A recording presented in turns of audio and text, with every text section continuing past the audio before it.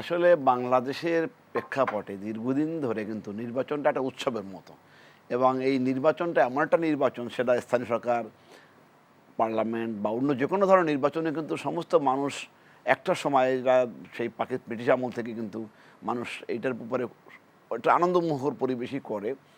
সেইরকম একটা প্রেক্ষাপটে আগামী উপজেলা নির্বাচনে কে মন্ত্রীর আত্মীয়, কে মন্ত্রীর আত্মীয় না, বা কে কী দল, কে কোন দল করে, যেহেতু আওয়ামী লীগ ঘোষণা করেছে তারা নির্বাচনে কোনো মার্কা দিবে, অন্য দলের মার্কা কিন্তু বহাল আছে। এটা অনেকে হয়তো ধারণা করতে পারেন বা জানে না।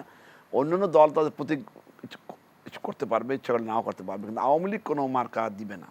সুতরাং সেই হিসেবে আওয়ামী লীগের মধ্যে একটা ব্যাপক সংখ্যক নেতৃবৃন্দ, স্থানীয় রাজনীতি যারা করে, তারা তো অবশ্যই চাইবে সে কার আত্মীয় বা কার আত্মীয় না, এটা বড়, এটা চাইতেই পারে।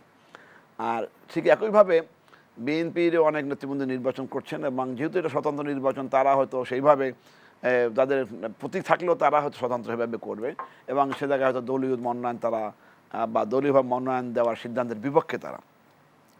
সেরকম একটা বলছি, সেরকম একটা প্রেক্ষাপটে এরকমটা বিরাট এলাকার নির্বাচনে কিছু অভিযোগ তো থাকবেই। এটা বরাবরই ছিল।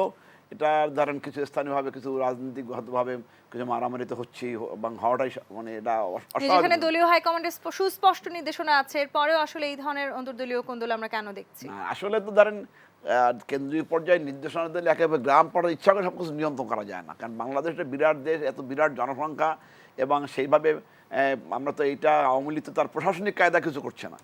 টেলিভিশন বা মিডিয়ার মাধ্যমে বলছে প্রশাসনিক কায়দা তো আওয়ামী লীগ কাউকে ব্যবহার করে, প্রশাসনকে ব্যবহার করে, পুলিশ ব্যবহার করে, বা অন্যরা ব্যবহার করে। আসলে আওয়ামী লীগের যে নেতাদের আত্মীয়স্বজনরা এখনো নির্বাচনে আছেন, এটা তারা তো মেনে নিচ্ছেন স্বাভাবিক। না কেন? তারাও তো বড় নেতা, হেভিওয়েট নেতা। এখানে তো নির্বাচন করার সাংবিধানিক বাধ্য, মানে তাদের বাধা নাই।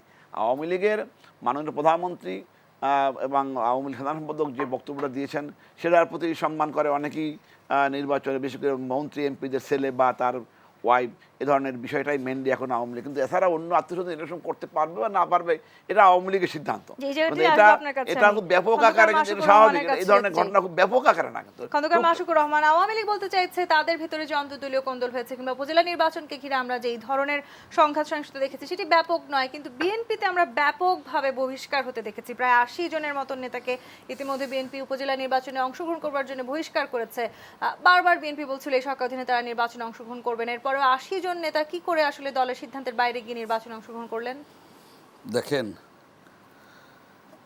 ইতিপূর্বে আমরা বলেছি আওয়ামী লীগের নেতৃত্বের আমরা স্থানীয় জাতীয় কোনো নির্বাচনে অংশগ্রহণ করব না। তারই আলোকে এবারের উপজেলা নির্বাচন আমরা অংশগ্রহণ করি নাই।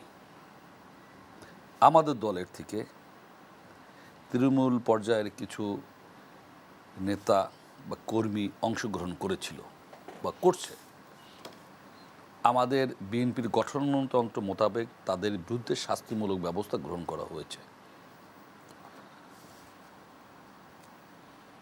আপনি বলেছেন 80 জন, প্রায় এটা হলো প্রথম ধাপের ইলেকশন। এরপর সেকেন্ড ধাপের ইলেকশন বোধহয় 21 এপ্রিল, তারপর 29 এপ্রিল, সর্বশেষ জুনের কত তারিখ জানো?